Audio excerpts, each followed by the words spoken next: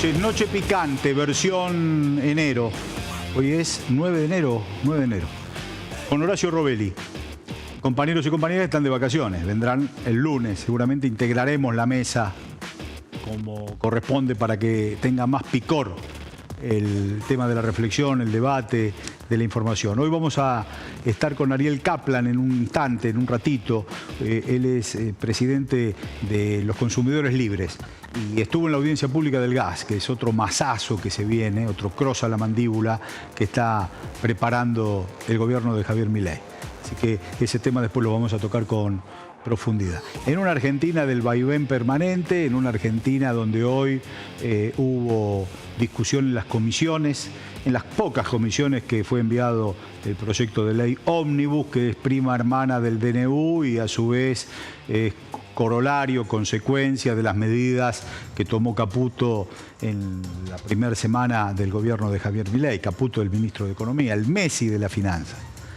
Ese paquete tan amplio, tan grosero, de esa derecha grosera que hoy está gobernando la Argentina, que tiene en su vocero la opinión, la mirada, el subrayado del rumbo del gobierno. El señor Adorni, Manuel Adorni, vocero presidencial. Hasta hace poquito tiempo, periodista objetivo e independiente. Mirá vos. Los periodistas militantes son los que dicen desde dónde hablan. En nuestro caso, bueno, yo soy periodista casi de casualidad, pero hablo desde mi lugar de pertenencia, ideológica, política, del Proyecto Nacional y Popular, del peronismo, del kirchnerismo, como quieran llamar. Pero el periodista objetivo e independiente es una rara avis que te trafica permanentemente. Primero que la objetividad en el hombre, en la mujer, en el ser humano es imposible. Estamos plagados de subjetividad. Incluso nuestra comimos, no comimos, desayunamos, no desayunamos, tenemos trabajo, no tenemos trabajo, nos hace subjetivos. Ellos son objetivos e independientes. ¿Independientes de dónde? En 1810 se hablaba de la máscara de Fernando VII y decían, somos independientes de los reyes de España. ¿Ah? Serán independientes de los reyes de España estos periodistas. Hace 40 años vienen batiendo el parche con conceptos que hoy aplica Javier Milei. ¿Se acuerdan de esos apotegmas de la dictadura? Yo recuerdo 2, 3. Tiempo y esfuerzo, el país lo necesita. Lo escucho en los funcionarios de gobierno y en Javier Milei. Tiempo, esfuerzo, tiempo, esfuerzo. Ahora hay que sufrir, total, después vamos a estar bien. Como un anacronismo de un catolicismo conservador que, como estamos de paso en esta vida, no importa si sufrimos, total, después cuando nos morimos, la cosa se pone linda. Tiempo y esfuerzo, el país lo necesita. El otro era, los argentinos somos derechos humanos. Ahí está la señora vicepresidenta protegiendo, poniéndole flores a ese apotegma. Los argentinos somos derechos humanos, de la dictadura de Videla. Y el otro, achicar el Estado es agrandar la nación. De esos tres apotegmas, de esos tres ejes de campaña, de publicidad de la dictadura militar, vinieron en 40 años de democracia los medios de comunicación, conformados en monopolio a partir del 90, ese monopolio brutal que cercena la posibilidad de la pluralidad y de la diversidad de opinión, ese monopolio brutal haciéndose eco de esos tres ejes en distintas sutilezas, a tres bandas, como se les plazca, vienen planteando esos conceptos como verdades irrefutables. El Estado, el Estado, el Estado. Los derechos humanos también para las víctimas de los asesinatos. Todos esos apotegmas lo vienen planteando. Y entonces es más fácil para Milei llegar a tener este resultado electoral después que los gobiernos nacionales y populares hicieron la plancha. Pues si cuando gana un gobierno nacional y popular no pone blanco sobre negro el rumbo de la Argentina, entonces el desencanto se canaliza en una suerte de que se vayan todos a la Bartola, a la Violeta, ayornada a este tiempo, y se canalizó en ese voto a los libertarios y ganaron la elección.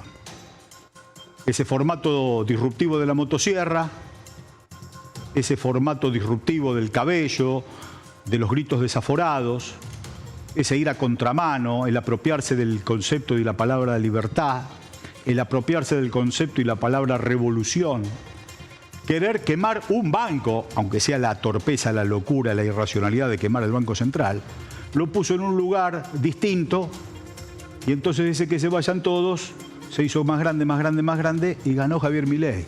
Y una vez que ganó se empezó a escuchar lo que también decía, porque lo decía. Privatizaciones, dolarización, quita de derechos laborales, que la Argentina era un país de bosta, que el subsuelo de la patria y las riquezas de la Argentina tienen que abrirse al mundo. No hay nada mejor para un facho de un país central tener un facho librecambista en la periferia. Eso es Alcoyana, Alcoyana. Y en esa situación estamos. Por eso hoy el debate en el Congreso fue maravilloso, porque se escucharon las voces. En el bloque de Unión por la Patria estuvieron muy bien los compañeros y las compañeras. Plantearon con mucha vehemencia y claridad los ejes de discusión. Estuvieron muy bien los compañeros y compañeras de la izquierda, con coherencia, apalancados también en su conducta política, de ir a contramano. Eso es muy lindo, ir a contramano. Y hoy lo plantearon. Y también aparecieron en el ADN los radicales, las radicales, y también en algún sector de la coalición cívica, ex Lilita Carrió o de Lilita Carrió, que también anduvieron a los tumbos muchas veces contra los gobiernos de turno y hoy, apalancados en la coherencia, también plantearon algunas diferencias, lo que da cierta esperanza de ponerle freno al rumbo de la patria colonial que quiere Javier Milei. Es una patria colonial. ¿Recuerdan cuando los compañeros, compañeras de Forja plantearon el estatuto legal del coloniaje? Cuando planteaban lo del acuerdo Roca-Runciman, año 35, terminó con el asesinato de Bordaberry en el Senado de la Nación y con ese gran Lisandro de la Torre, ¿no?, que viene de la provincia de Santa Fe. No quiero recordar los senadores que vinieron en las últimas 2 décadas de la provincia de Santa Fe, no los quiero recordar. La senadora de ahora y el senador de las pistas de automovilismo, no los quiero recordar. Estuvo Lisandro de la Torre, ¿no?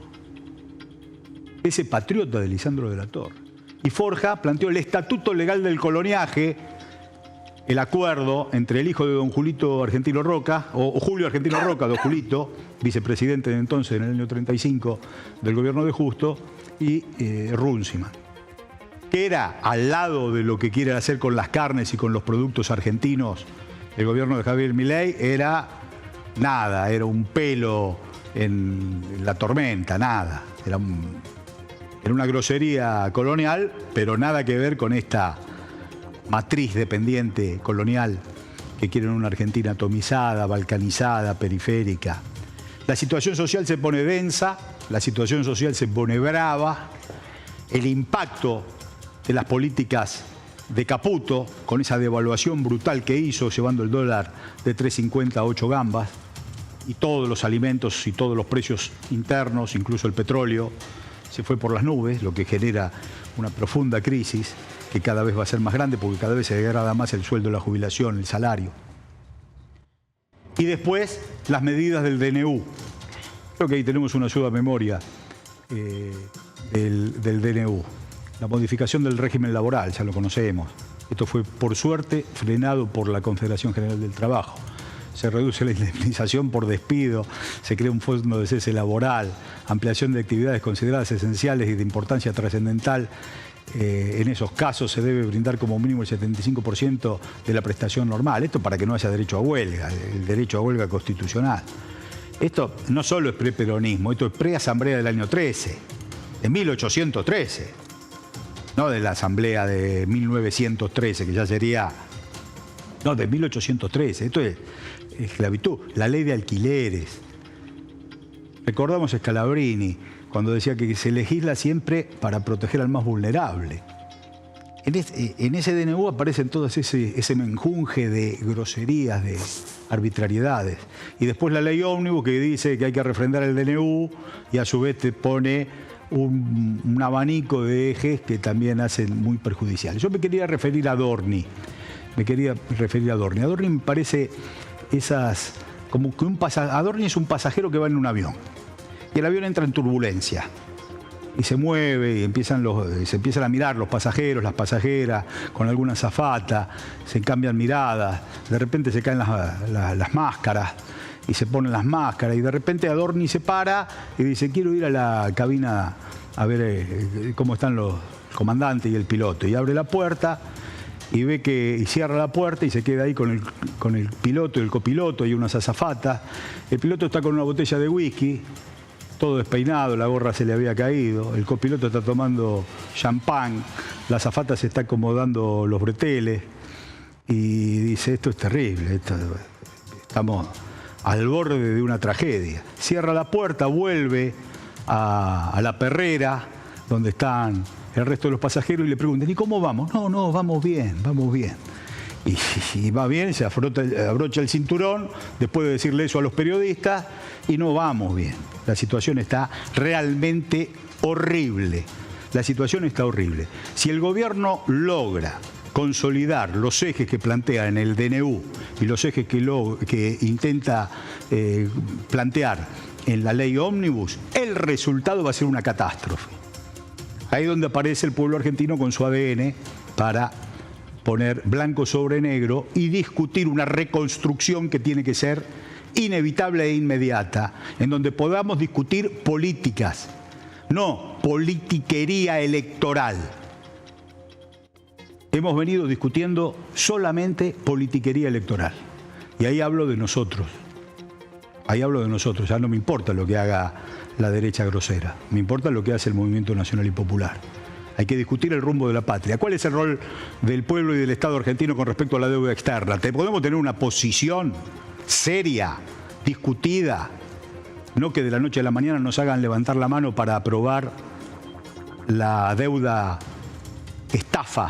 barra estafa que tomó el gobierno de Mauricio Macri, que nosotros dejamos la huella pegada, validándola con el fondo.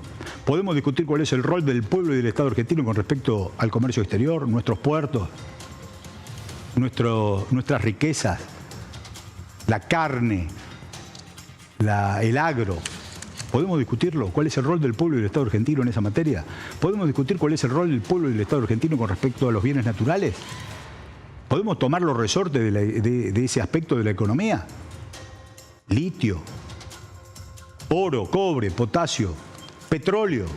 ¿Podemos discutirlo o no sabemos que hay que discutir eso? A veces parece que estamos preparados para la toma del poder, pero no estamos preparados para la toma de conciencia. ¿Podemos discutir políticas en vez de politiquería electoralista? ¿Podemos discutir qué vamos a hacer con los servicios públicos? ¿Podemos discutirlo? ¿O no tenemos concepto? ¿No tenemos concepto de qué hacer con los servicios públicos? Bueno, son algunos de los puntos que tenemos que discutir. Y no los estamos discutiendo. Por eso perdemos las elecciones. Pero perder una elección no es un retroceder 2 pasos para después avanzar. Perder una elección es perder el rumbo de una Argentina soberana, con un costo social altísimo. Un costo social altísimo. En el furgón de este tren va el pueblo argentino, conducido por Javier Milei. Entonces hay que aprender de estos errores para no volver a repetirlo, porque el costo es altísimo. Ahí estamos con Horacio Robelli. ¿Cómo estás, Horacio? Gabriel. ¿Cómo está la cosa económica? Y lo que dijiste vos fue muy claro. Vos fíjate que es tan claro que vos decís que hoy se reunió Luis Coveduz, que es el subdirector general para el hemisferio occidental del Fondo Monetario Internacional. Se reunió con Nicolás Pose, que es el jefe de gabinete de ministros, y con Luis Caputo, que es el ministro de Economía. ¿Cómo se llama el del fondo que vino ahora? Luis Coveduz. ¿De dónde es? ¿Sabés de qué país es? Venezolano. Ah, venezolano. Pero vive en Estados Unidos hace muchísimos años. Bueno, Luis Coveduz lo que observó, acá se está discutiendo el plan caído, se está discutiendo las nuevas metas. El problema no es en las metas. Dos cosas, digo. Primeramente, el plan lo firman ustedes, porque las metas que le pone Javier Milei son más duras que las que pedía el Fondo Monetario Internacional de verdad. Entonces, el plan, primero lo dicen ustedes. Y segundo, ustedes tienen demasiadas observaciones en la ley, en el proyecto de ley único que mandaron y en el DNU. Son muchas las medidas cautelares, son muchas. Hay que ver cómo sale este engendro jurídico que han hecho ustedes para poder avanzar un ajuste que nosotros no le estamos pidiendo. Esto le dice Luis Cubedús a los dos máximos representantes de la parte económica, al jefe de gabinete, que fue jefe cuando trabajaban para Urnequian los dos de Milei, a Nicolás Pose y a Luis Caputo. Dice, ustedes firman esto como que el plan de ustedes, pues nosotros ni aparecemos. Porque los del fondo tienen miedo que se pasen de rosca y que venga un problema social. Saben que eso, porque lo segundo que observaron fue, ustedes tienen un paro en ciernes el 24 de enero. ¿Qué van a hacer con ese paro? No sé qué le habrán dicho, pero se ve que estos muchachos tienen información de algún lado porque no se fueron contentos. Y le dijeron, bueno, vamos a hacer nosotros la negociación técnica, pero esto tiene más duda que certeza. Más duda que certeza. O sea que el policía malo, que es el fondo, terminó siendo el policía bueno. Bueno, lo que pasa es que no es tonto. Tienen experiencia y saben que vos podés tirar muchas veces el piolín hasta que el piolín se corta. Acá es claro y evidente que este gobierno está tirando demasiado el piolín. Vos fíjate que lo que decíamos con vos ayer. Esta devaluación no es la única. El fondo sabe que no es la única devaluación y que los exportadores están pisando las exportaciones. Están liquidando lo justo y necesario para pagar el costo de lo que significó producir ahora. El combustible, los insumos, fertilizantes, plaguicidas. Pero no estamos en un enero de venta récord de exportaciones. No está pasando. Devaluamos y no está pasando. Y estamos llegando a marzo. Y los hilos están abarrotados de trigo, de maíz y de soja, y van a producir récord de maíz y de soja. Están esperando otra devaluación. Van a presionar por otra devaluación. Todo eso lo sabe el fondo y también lo debería saber el gobierno. Estos dos, tanto Nicolás Pose como Luis Caputo, deben saberlo. Y sin embargo, siguen insistiendo con un plan cerrado. Esta es la situación que estamos. Muy feo. Está Lalo por la calle Corrientes, ¿es cierto que es así? Está en Corrientes y que Corrientes y Montevideo, Corrientes y Paraná, a ver. ¿Qué será eso? Corrientes y Montevideo, ¿Qué tal, seguramente. ¿Cómo andás, ¿Qué tal, Lalo? Gaby? Sí, mira, estuviste cerca. Bien, muy bien, le pegaste en el palo. Estoy en este momento en Corrientes, Uruguay. Corrientes, Uruguay, muy bien. Mirá, vamos a Ahí hacer una estaba cosa. el bar El Foro enfrente. Vamos a ver. Hace muchos años. Sí, está el foro. En este momento, mirá. La Giralda. Estoy en este cerquita, momento, ¿no? bueno, la conocés. La americana, No, claro. Claro, hoy estuve en la Giralda. Sí, es verdad. Horacio, ¿no está hablando? La americana.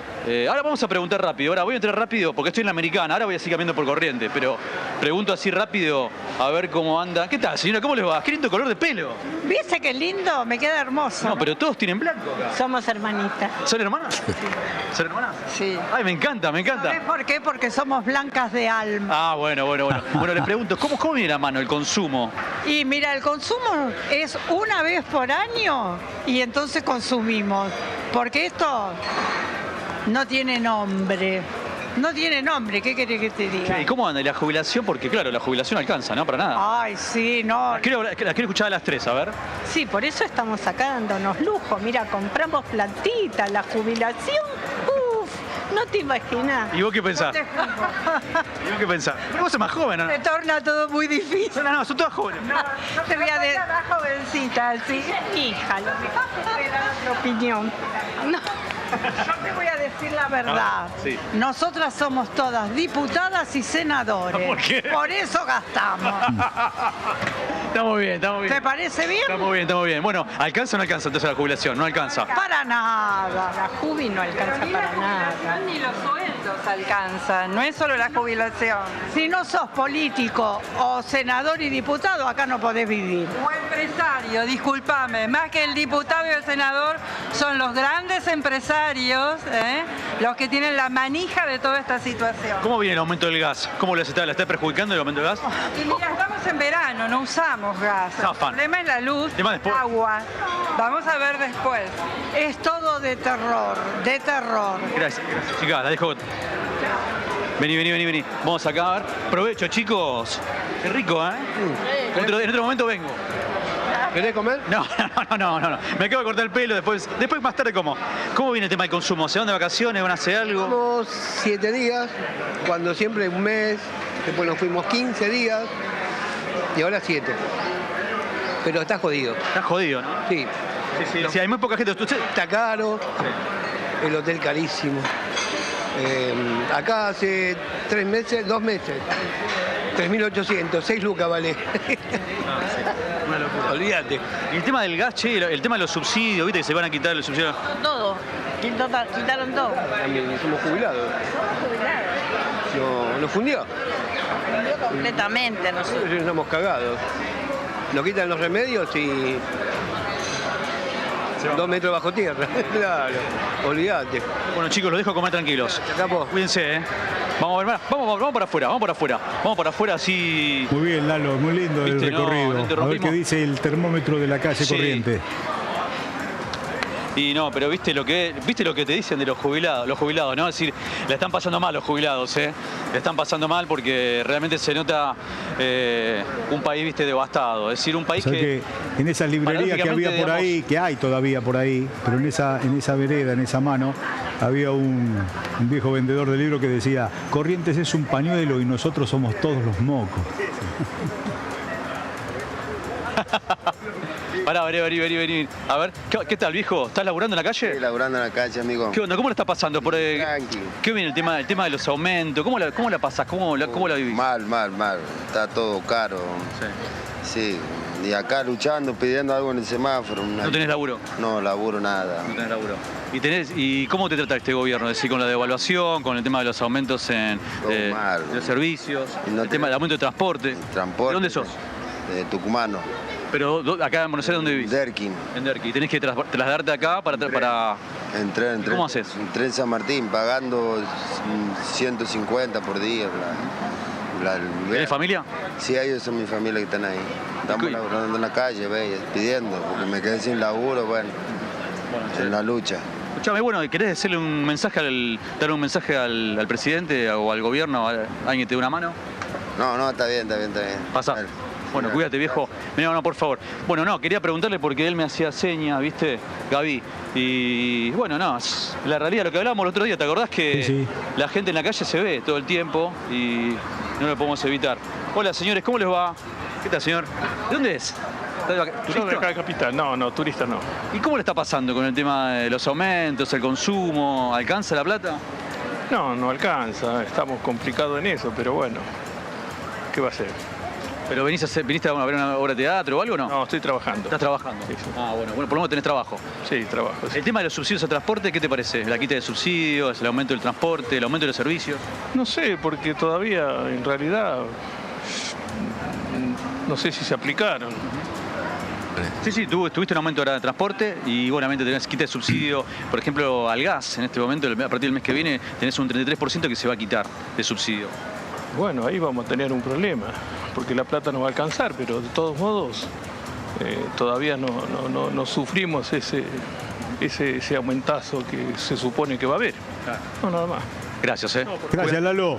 Vos Bueno, sabés Gaby, que ahí está la opinión de la gente. me hace acordar una referencia a un concepto dicepoliano, el me entregué sin luchar. Eso describió muy bien la década infame, ¿no? Ese preperonismo. El me entregué sin luchar es brutal. Bueno, después aparece la revolución social el 17 de octubre. O sea que de un día para el otro, esa desesperanza, esa tristeza, esa angustia, ese no se puede hacer nada, ¿qué le va a hacer? Así cayó la taba, no hay vuelta atrás. Toma otra dinámica. Si el gobierno sigue tirando de la piola con estas medidas, más temprano que tarde va a aparecer la canalización de esa bronca en un nuevo nosotros. Y el me entregué sin luchar quedará como una descripción de un paradigma del pasado. Gracias, Lalo. Un fuerte abrazo, hermano. Un fuerte abrazo, Gaby. Vos sabés que la señora, las chicas de pelo blanco, estaban planteando el aumento, ¿no? El aumento de las tarifas. Y ahora estamos con Ariel Kaplan, aquí está con nosotros. ¿Cómo andas, Ariel? ¿Qué decís? Con él estuvo en la audiencia pública, ahora nos va a contar un poco de los detalles de la audiencia. Ahora, yo me hago una pregunta absolutamente pueril. Si la represa de El Chocón, o Salto Grande, o Yacyretá, o Atucha incluso, la central atómica de Atucha, la hizo el pueblo y el Estado argentino. Si la red interconectada nacional eléctrica la hizo el pueblo y el Estado argentino, ¿por qué tenemos que pagar la tarifa energética en dólares? ¿Por qué? ¿Por qué tenemos que pagar en dólares? ¿Quién dice que tenemos que pagar en dólares? Si toda la inversión la hizo el pueblo y el Estado argentino, ¿por qué tenemos distribuidoras privadas y concesionarias privadas? ¿Por qué? ¿Por qué? Y los países del primer mundo lo tienen en manos del Estado porque es un espacio estratégico del resorte de la economía. ¿Por qué? ¿Por qué nos hacen el manual de la colonia y nosotros lo compramos como giles? ¿Por qué lo compramos como giles el manual de la colonia? Si ellos hacen lo contrario. Ellos tienen un manual para ellos y un manual para nosotros. Y nosotros compramos el manual para la periferia y la aplicamos y la defienden. Fíjate que a veces estás escuchando en la radio y te dicen la energía está barata, la energía está barata, la energía está barata. Y mirás el dial y es el dial de los dueños del mismo tipo que te manda la factura eléctrica. Por eso hay que estar en guardia siempre. No podés agachar la cabeza en el plato de sopa y tomar la sopa y decir, lo dijo la radio, lo vi en la tele, lo leí en el diario como si fuera una verdad irrefutable. Poco de conciencia, hermano. Poco de conciencia. Porque si no, nos entran todos los goles, nos comemos todos los amagues, diría José de San Filipo. No de San Filipo. No nos podemos comer todos los amagues a esta altura. ¿No? A esta altura. Por eso hay que resignificar todo lo que se dice, todo lo que se escucha, incluso lo que están escuchando acá, resignifíquenlo. Estos dicen lo que dicen porque son unos negros resentidos, peronistas, chorros, cualquier cosa. Y bueno, lo que quiera, resignifiquen lo que quiera, pero resignifiquen, porque eso te da vida. Cuando asistís mansamente, te entregás mansamente como quien se entrega el botón con las cosas que escuchás en la televisión y asistís a eso, ya estás perdiendo 1-0 antes de empezar. ¿Cómo fue la cosa en la audiencia pública, Ariel? Bueno, vos estabas haciendo una especie de decálogo de las consignas de la dictadura. Te quedó una, que era el silencio salud. Claro, claro. Y bueno, y esta audiencia en realidad fue una invitación al silencio. ¿Por qué? Porque se hizo escamoteando la información que realmente se necesita para una audiencia pública. ¿Qué se necesita para una audiencia pública que va a fijar tarifas? Saber cuánto cuesta generar aquello que vamos a comprar. Porque el costo. Eso, claro, sin los costos no puedes saber cuál es la tarifa. Porque las empresas monopólicas que tienen usuarios cautivos y que no tienen riesgo empresario porque tienen a los usuarios atados como si fueran ganado, tienen derecho garantizado una utilidad razonable. Y esa utilidad razonable, para determinarla, hay que saber cuál es el costo. Claro. Sobre eso se calcula la tarifa. No hay información sobre el costo. Pero peor todavía, fue una audiencia para discutir un aumento tarifario. Pero ojo, un aumento que es un aumentazo, porque va del 300 al 700%. Ese 30% que hablaban es la quita de los subsidios, pero el aumento se va al 700%. Claro. Ahora, este aumento no es el aumento. Este es un aumento a cuenta del aumento que van a hacer. ¿Y cuál va a ser el aumento que van a hacer? Ese aumento se va a fijar para fin de año, cuando se termine un proceso de redeterminación de la tarifa. Este es un aumento transitorio de solamente 300, 700%, depende del sector, que es un aumento criminal, porque va a expulsar del acceso a un elemento esencial para una vida digna, como es el gas, a millones de personas, si se plantea los aumentos que piden las empresas. Pero lo más grave no es que las empresas piden, sino que la audiencia se llamó a discutir sin una propuesta del gobierno. Es decir, nos llamaron a discutir lo que proponen las empresas, sin un estudio si lo que decían las empresas era correcto por parte de las autoridades, y sin una propuesta tarifaria de las autoridades. Es decir, que discutimos nada. Nos hicieron hablar ocultando la verdadera tarifa que van a aplicar. Horacio, ¿cómo ves el tema del aumento de tarifa y cómo impacta en la cotidianidad no solo de las pymes, sino también de la familia? Sí, tal cual lo que dijo acá Ariel Kaplan es tal cual. O sea, se hace la pantomima de esta audiencia, ya está todo marcado. Si me pasa la planilla para que vean quiénes son los dueños del gas, porque cuando uno dice, ¿por qué, lo que decimos, ¿por qué fijamos esta tarifa? ¿Por qué la fijamos en dólares? Hace mucho que fijamos esto en dólares. Hace mucho tiempo, desde que estuvo Aranguren, que había fijado la tarifa en gas. Fíjense en esto que estamos hablando, miren. Esto va a ser lo que va a ingresar. La anterior, la que habla de los grupos, ¿quiénes son los que están? Porque este va a ser un nuevo personaje. De las 8 que están explotando las 5 cuencas gasíferas, las 8 grandes empresas que están explotando ahora se va a sumar aquí no, pero esta es la anterior, esta es la que vale, mirá. Vos tenés 3 etapas. Primero, la extracción del gas. En la extracción del gas está YPF, que hoy está el director es Horacio Marín, que estuvo 30 años trabajando para el grupo Techin y antes de asumir la presidencia del directorio de YPF era el gerente general de Tecpetrol, que es la empresa petrolera del grupo Techin. La Total Austral, que es una empresa francesa, Pan American Energy, que es Bulgeroni, aliado con la British Petroleum, Petrobras de Brasil, Plus Petrol, LF Company, Tecpetrol, que es la de Techin, Apache y Chevron, que son las 2 más grandes empresas estadounidenses. Chevron es la que hace el acuerdo con YPF para explotar Vaca Muerta. O sea que de las 5 cuencas gasíferas que tenemos en Argentina, la explotan estas 8 grandes empresas que estamos viendo acá. ¿Quién la transporta? 2. Es lo que decía Ariel recién. Transportadora gas del norte y transportadora gas del sur. ¿A quiénes pertenece transportadora gas del norte? A Techin y a Urnequian. A Urnequian, que tiene mitad de equipo de políticos son empleados de él y aún vigentes, porque Nicolás Pose está con licencia, pero sigue siendo director de Aeropuerto 2000. Y lo mismo pasa con Guillermo Franco. Milei trabajó para el grupo Urnequian. Urnequian y Techin, otra vez Techin, son los dueños de transportadora del norte. ¿Quién es el dueño de transportadora acá del sur? Pampa Energía. ¿Quiénes son los dueños de Pampa Energía?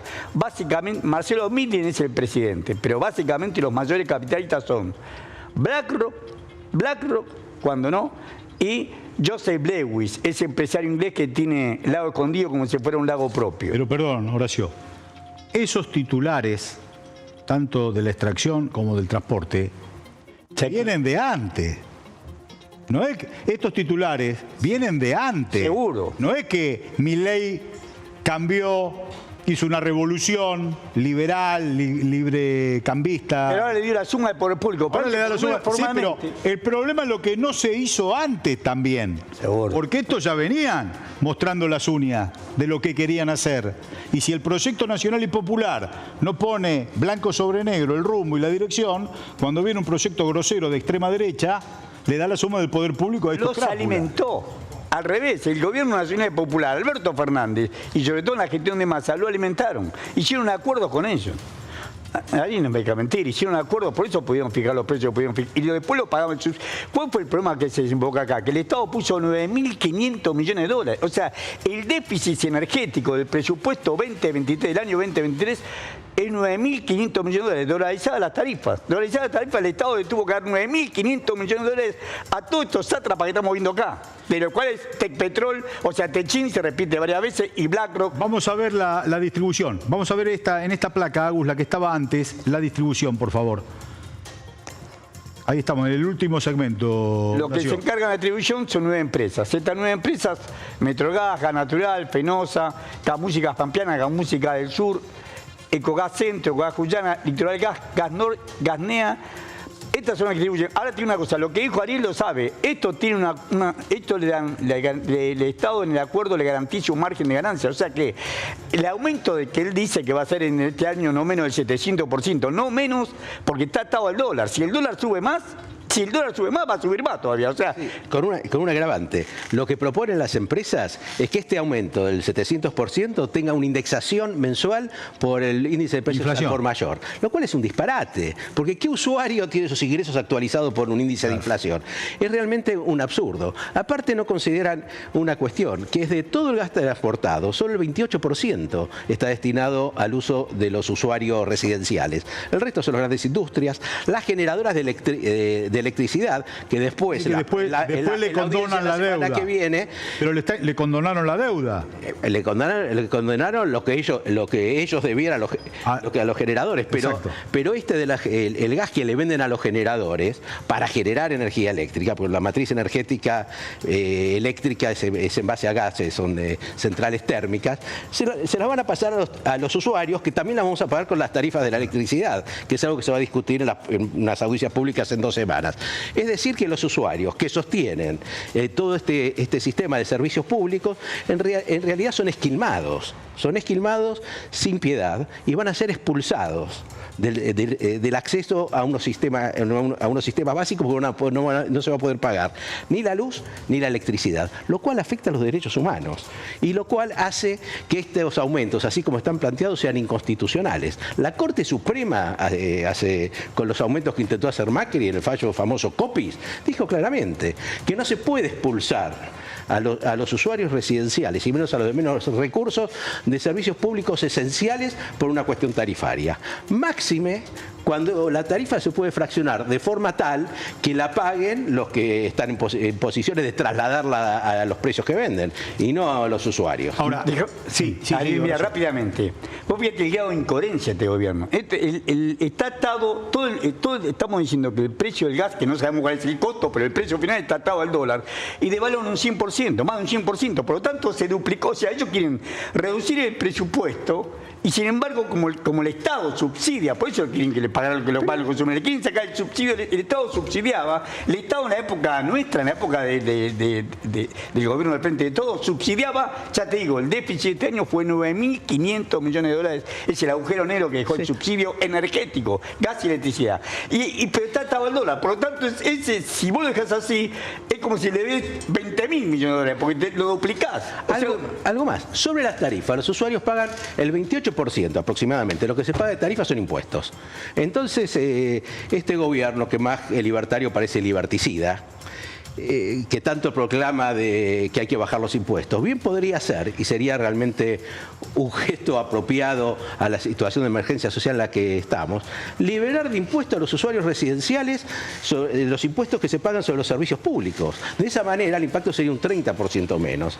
Muy buena propuesta. Ariel, Horacio, vamos con una nota y después seguimos con el tema de gas, porque hoy en el Congreso se puso linda la situación porque hubo argumentos, se pudieron escuchar reflexiones muy interesantes de compañeros y compañeras de Unión por la Patria, de compañeros y compañeras de la izquierda, incluso de compañeros y compañeras del radicalismo que han planteado algunas diferencias. Pero hoy empezó la política en el Congreso y estamos con el presidente del bloque de Unión por la Patria, el compañero Germán Martínez. Germán, aquí te saludamos, Horacio Robelli, Gabriel Mariotto, nos está visitando Ariel Kaplan de los consumidores del gas. Te saludamos para que nos cuentes hoy cómo viste, cómo viviste, cómo vivenciaste esta reunión de comisión donde tuviste una gran intervención que después vamos a revisar, a rescatar, pero el rol fue muy importante, rompiste el hielo con la presentación y a partir de ese momento Unión por la Patria manifestó sus ejes con respecto al DNU, incluido en la ley ómnibus. ¿Qué tal, Germán? Buenas noches. ¿Qué tal? Buenas noches, Gabriel. Saludo para vos, para todos los que están en la mesa. Bueno, ¿qué es lo que noté como evaluación de esta primera jornada, si bien seguimos acá en el plenario de las comisiones? En primer lugar, el muy bajo nivel técnico con el cual vinieron a exponer y responder los distintos comentarios, las distintas inquietudes de los diputados y las diputadas, los funcionarios que vinieron del Poder Ejecutivo, ¿no? Realmente la performance, tanto del ministro de Justicia, Cuneo Libarona, como del procurador del Tesoro, Rodolfo Barra, como del secretario de Energía, que no vino a hablar de energía, sino que vino a hablar del marco del proyecto de ley, fue realmente muy, pero muy baja la performance. Y te agrego algo más, lo que yo noté tanto en ellos como en los propios diputados de La Libertad Avanza, una muy baja pasión a la hora de defender lo que el Poder Ejecutivo envió al Congreso. Tengo para mí que eso tiene una causa, que los padres de la criatura no aparecieron. No apareció el jefe de gabinete Pose, no apareció Sturzenegger, el ministro sin ministerio, y no apareció tampoco Luis Caputo, que es el ministro de Economía de la Nación. Vos le cantaste piedra libre a los tres, dijiste que los tres tenían que venir, incluso Sturzenegger sin profesar ningún cargo, pero lo pusiste blanco sobre negro para invitarlos.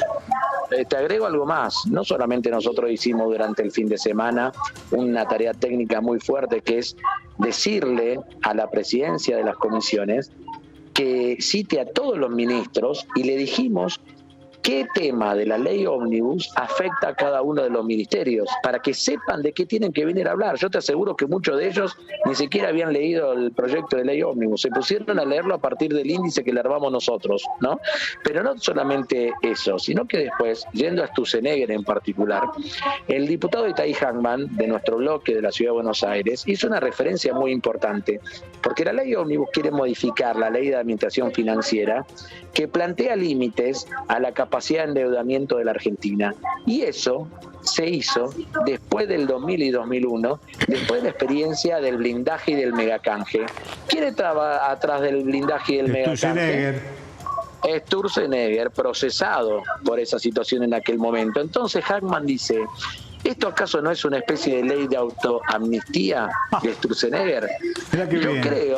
Yo creo que esos debates que estamos dando acá son muy importantes, porque nosotros tenemos que partir de la base de Unión por la Patria, pero tenemos que ir a la búsqueda de otros diputados y diputadas de otros espacios políticos para conseguir los 129 que necesitamos, para rechazar el decreto de necesidad de urgencia y para impedir que esta ley ómnibus se pueda convertir en ley. Claro, por eso fue muy lindo, creo que volvió con todo, con mayúscula en la política a la comisión. Hubo discursos muy relevantes, muy fuertes, de distintos sectores políticos, ¿no? Muy interesante. Pasa que esto se ve en algún lugar y aunque Diputados TV lamentablemente ha modificado su programación en vivo y realmente no se está difundiendo todo lo que está pasando aquí en las comisiones, sí lo están haciendo por streaming. Lo cierto es que estas tareas se ven en los medios de comunicación, a través de ustedes, de los distintos medios del interior, pero nosotros venimos haciendo una tarea. Mira, Gabriel, nosotros desde que presentamos el bloque unificado en la Cámara de Diputados, nosotros logramos además una muy buen nivel de coordinación con la CGT, las dos CTA y la Corriente Federal. A la otra semana nos reunimos con todos los gobernadores peronistas. A la otra semana con todos los organismos de derechos humanos, con Estela a la cabeza. También mantuvimos reuniones con los inquilinos, con los agentes de viajes, con los jubilados, con los distintos sectores que están viéndose afectados por el DNU y por la ley ómnibus. Mañana nos vamos a juntar con rectores peronistas de universidades públicas. Por lo tanto, lo que estamos tratando es tener una fuerte coordinación y una articulación muy potente entre los distintos dispositivos que integran Unión por la Patria. Bueno, esa tarea no se ve muchas veces, pero hay que hacerla y hay que visibilizarla. Y bueno, hoy tuvimos la oportunidad de dar los debates en forma abierta aquí en el plenario de las comisiones. También aparecieron en los discursos, apareció la política con mayúscula, que es la discusión del rumbo de la Argentina. Esto me pareció relevante y muy importante. Y cuando vos planteaste que vengan los ministros, el que no tiene cartera y los otros dos que tienen cartera, que están escondidos atrás de los defensores, y cuando también planteaste que todas las fuerzas civiles, sociales, de la sociedad civil, quiero decir, para que sean invitados a exponer en la comisión, la interpretación del grupo monopólico, voceros de Milei, estaban planteando, mire lo que dice Martínez, quiere extender el debate para que esto no se vote, no se sancione rápidamente como quiere el gobierno. Fíjate vos lo pobre de los argumentos, como que cuando se está planteando ponerle freno a la colonización de la Argentina es para ganar tiempo y que no se vote rápido, pero realmente... Yo se lo dije acá en el mismo plenario de las comisiones. Si hay que estar, por ejemplo, muy probablemente el viernes no haya plenario de comisiones y el lunes tampoco. Hay que usar el viernes y el lunes para eso. Claro. Y bueno, vos viniste, vos hiciste cuando fue la ley de medios una experiencia notable de sumar masa crítica de apoyo por afuera de la vía parlamentaria, para que esa masa crítica también te permita convencer a aquellos diputados que no estaban del todo convencidos en ese momento. Bueno, nosotros desde la oposición tenemos que hacer lo mismo. Por supuesto, porque si no, es el grupo monopólico, vocero de los intereses horrendos que tiene la colonización en la Argentina, los que te explican lo que estás haciendo. Cuando esto es de abajo hacia arriba, es todo mucho más fácil para los legisladores, para los gobernantes, para el pueblo argentino, para poder interpretarlo. Creo que es una tarea maravillosa la que se está haciendo. Creo que de lo malo sale lo bueno. Y de este atropello neocolonial del gobierno de Javier Milei tiene que salir un nuevo nosotros, la resignificación de la patria y el rumbo de una Argentina para que cuando gobernemos rápidamente lo podamos poner en funcionamiento y no tener estos retrocesos tan pero tan trágicos como son estas medidas desfachatadas que lleva adelante el gobierno de Milei. Bueno, en algún momento, Gabriel, nosotros en la campaña planteamos la necesidad de tener un gobierno de unidad nacional, ¿no? Y yo decía que a ese gobierno de unidad nacional, que nos lo imaginábamos con Sergio Massa presidente, le teníamos que complementar una mayoría legislativa transversal que le dé sustento a esa acción de gobierno. Bueno, perdimos la elección presidencial, pero el desafío sigue vigente. Exacto. Hoy tenemos que armar una mayoría legislativa transversal que le ponga freno a esta ley ómnibus y que además rechace el DNU. Y en eso tenemos que trabajar. Es cierto que es una aventura lo que te voy a preguntar, pero ¿qué posibilidades tenemos de fortalecer nuestra fe en que el resultado puede ser favorable a los intereses de la patria y ponerle freno a la ley ómnibus? Yo te lo digo claramente, nosotros somos 102 diputados de Unión para la Patria, vi muy firme a la izquierda en el rechazo de estas herramientas, y después me entusiasmaron algunos discursos de la coalición cívica, discursos de los socialistas santafesinos, de algunos radicales de evolución radical, con posiciones muy críticas. Bueno, tenemos que tratar de llegar a 129. A veces, te voy a ser sincero, y no quiero hacer terapia con vos, a veces siento como que hay más hilo en el carretel, porque veo las declaraciones públicas y me entusiasmo en el rechazo, y a veces veo algunas acciones de prensa o algunas cosas que se dicen que me parece que algunas voluntades se están flaqueando, digamos, ¿no? Bueno, tenemos que seguir laburando para que podamos conseguir la mayoría que necesitamos para rechazar todo esto. Así es, Germán. Muchísimas gracias, hermano, por la comunicación y por darnos este testimonio. Y bueno, hoy nos sentimos orgullosos de los diputados y las diputadas que han expuesto en el Congreso con posiciones firmes. Muchas gracias, hermano. Nos vemos. Un abrazo, cuídate. Gracias. Chao. Ahí está, vamos a escuchar a Barra, que dijo algunas declaraciones. Qué lindo la nota con Germán Martínez. Bueno, las situaciones de crisis exigen decisiones de crisis también, actuaciones de crisis.